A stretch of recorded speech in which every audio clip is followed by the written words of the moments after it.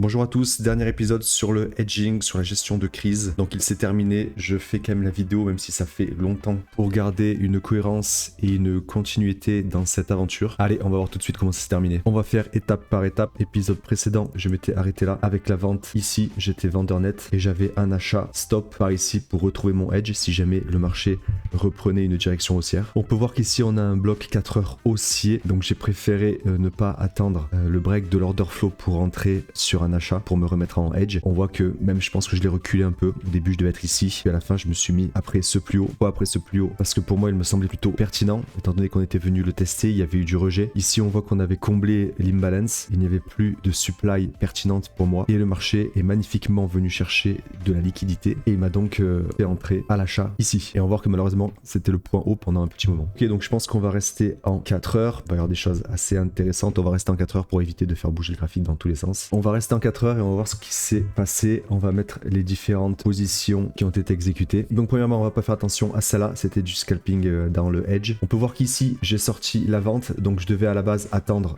l'order flow, mais l'order flow journalier, je suis rapidement revenu en jour, qu'on peut voir ici. Bon, ça on verra après, c'est incroyable cette espèce de squeeze short qui se passe en ce moment, c'est la hausse est incroyable, titanesque. Bref, donc je n'ai pas attendu l'order flow histoire de me sortir du hedge, étant donné qu'on ne voulait pas y aller. On retourne en 4 heures. Ok, donc nous voici en 4 heures, je suis donc sorti sur les plus bas ici avec un très faible gain. Donc je me suis retrouvé en achat net. On va le mettre juste ici pour bien le voir. En vert pour signifier que c'est un achat. Ça c'est mon achat net. Et ici on peut enlever ça. Je suis donc à ce moment-là acheteur net. On va voir ce que va faire le marché. Donc pour protéger ma position, voilà, on avait l'order flow en dessous. On avait ce plus bas ici. Je ne pouvais pas me permettre d'attendre voilà 100, 200 points pour rentrer en position. On a briqué ces plus bas. On a briqué ces plus bas. Je me suis remis à la vente pour continuer la protection de mon achat. Ici on break les plus bas. On break également l'order flow journalier, c'est pas important pour le moment. On peut mettre un nouveau bloc baissier 4 heures.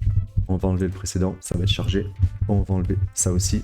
Donc à ce moment-là, je suis de retour en hedge. On va mettre une ligne rouge. Ok, je pense que je rentre un peu trop dans le détail. Et là, première news quant au conflit avec l'Iran. On voit que le marché réagit très violemment. Donc là, en fait, moi, je n'ai même pas eu le temps de protéger ma position, de descendre mon stop. Donc mon stop était... normalement, il ne devait pas y avoir de stop, mais si le marché, pour moi, breakait ici, je repassais acheteur net. Et ensuite, je voyais pour revenir en hedge plus tard. Donc là, il s'est passé cette bougie donc qui m'a explosé ma vente. Ici, j'ai mis ces croix car c'est quand même un événement de marché assez particulier. Ici, on peut voir qu'on peut descendre le bloc baissier 4 heures car il n'y a pas eu de gros mouvements inverses. Ici, j'essaye également de refaire des achats. Je me suis dit au cas où si le marché explose vraiment à la hausse, ça me permettrait de réduire ce prix d'achat ici pour pouvoir le sortir peut-être plus tôt et mettre fin à ce hedge. Ça ne s'est pas passé ainsi. Donc cette vente, elle n'y est plus. Je suis acheteur net, donc position compliquée. Si le marché baisse fortement, je suis très mal. Donc je mets une vente sous ce point bas en espérant que le marché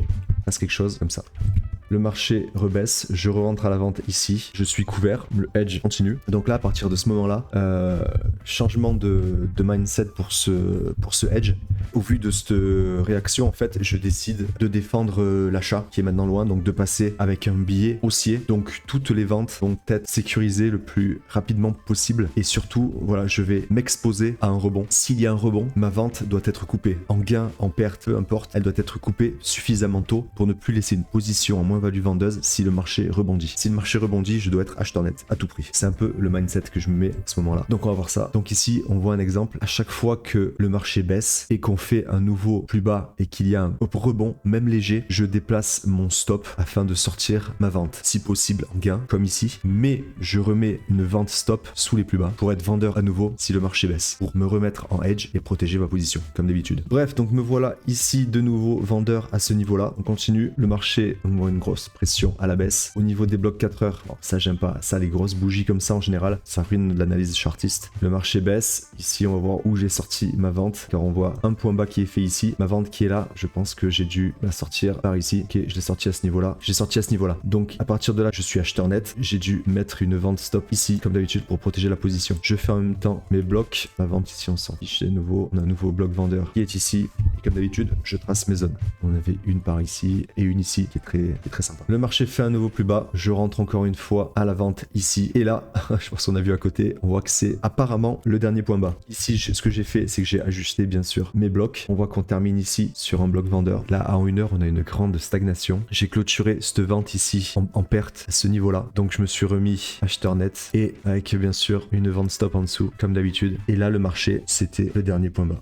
C'était le début de la reprise pour le Nasdaq. Donc ensuite, il y a eu des positions un peu de scalping. Et puis voilà, la vente n'a donc jamais été atteinte ici. Après, j'ai quand même managé cette vente. Bon, j'ai pas été repris, mais voilà, j'ai dû faire attention. Par exemple, à partir de ce niveau-là, en fait, si on retrace les blocs 4 heures, ça nous donne à peu près quelque chose comme ça. Donc là, clairement, j'ai dû manager un peu la vente comme ça. Ensuite, ici, on a ce grosse extension. Bon, après là, ça n'avait plus trop d'importance étant donné que l'achat était sorti ou sur le point d'être sorti. Donc le marché ne m'a jamais repris à la vente, et c'est tant mieux. Voilà un peu comment s'est terminé ce hedge. Donc voilà le bilan. On voit que donc la vente là, c'était une plutôt bonne stratégie.